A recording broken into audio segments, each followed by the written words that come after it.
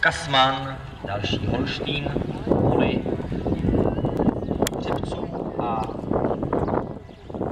Kasman rovněž je vnukem, stejně jako předchozí Kankaro, hřebce Cassini 1. Kasman, otec jménem Kaskary, byl vice šampion holštínského keju za tehdy fenomenální jaráře. Maminkou Kasmana je Kristna jménem Stockholm po hřebci Kulmen, no a to již zdejším chovatelům říká své, zejména správce kolbiště pan Havránek určitě mu srdce plesá, neboť Kulmen, to je jeho oblíbenec, hřebec z portfolia hřebců Lothara Pelce, syn Kartága.